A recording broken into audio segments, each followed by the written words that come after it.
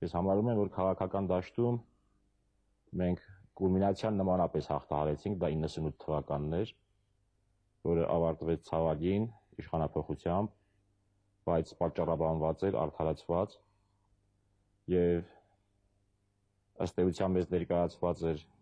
շատ ծանր փաստաթուղթ, պարտավորական փաստաթուղթ, մեծ վտանգ կար, որ փաստաթուղթը չընդունելու դեպքում, մինչ այդ նաև Լիսաբոնն էր եղել, մենք կունենանք քաղաքական լուրջ կատակլիզմեր, փառք Աստծո,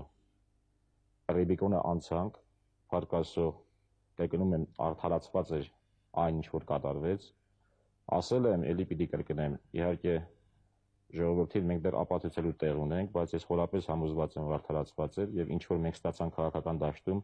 շատ ավելին է, քան մեզ դաշտում պարտադրվում էր։ Եվ կարծում եմ, որ այսօր մենք մտել ենք այլևս տնտեսական փուլ։ Մեր պետականության ճակատագիրը, Արցախյան շարժման ճակատագիրը հերոսության դաշտից տեղափոխվել է տնտեսական դաշտ։ Եթե մենք տնտեսության մեջ հաջողություն չունենանք, կարող ենք վտանգել մեր բոլոր ձեռքբերումները։ Ես դեռ 96 թվականին ասել եմ, հատկապես այն ժամանակ բանակային կտրվածքով, արդեն ակնառու էր, որ տնտեսական դաշտում մենք կաղում ենք, որ բանակը առաջ էր անցել տնտեսությունից եւ իր ծավալով, եւ ամբիցիաներով, եւ որակով, եւ եթե մենք չհասնենք բանակի հետևից, կարող ենք նաեւ պաշտպանության, անվտանգության խնդիրներ ունենալ։ Ցավոք սրտի այդ բանը կրկնում եմ նաեւ այսօր։ Մեր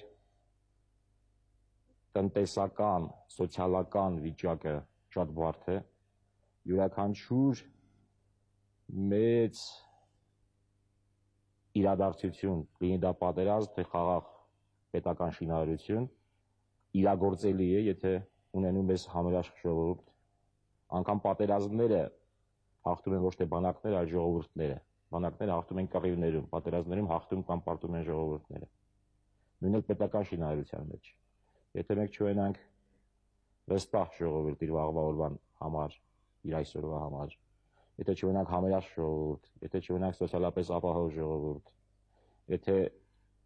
սոցիալական այս բևեռացվածությունը չվերանա, մենք անկասկած ունենալու ենք մեծ դժվարություններ ապագայում։ Ֆիքսում եմ, մենք Ղարաբաղյան շարժման փուլում, մեր պետական շինարարության փուլում մտել ենք տնտեսական անվտանգության փուլ։ Պարոն Սարգսյան, Լևոն Տեր-Պետրոսյանը իր հայտնի պատերազմ եւ խաղաղություն, թե խաղաղություն հոդվածում գրում էր, որ օբյեկտիվ են Հայաստանի տնտեսական դժվարությունները եւ մենք չենք կարողանալու դրանք հաղթահարել, քանի դեռ լուծված չէ Ղարաբաղյան խնդիրը։ Այսինքն ըստ ձեզ այդպես չէ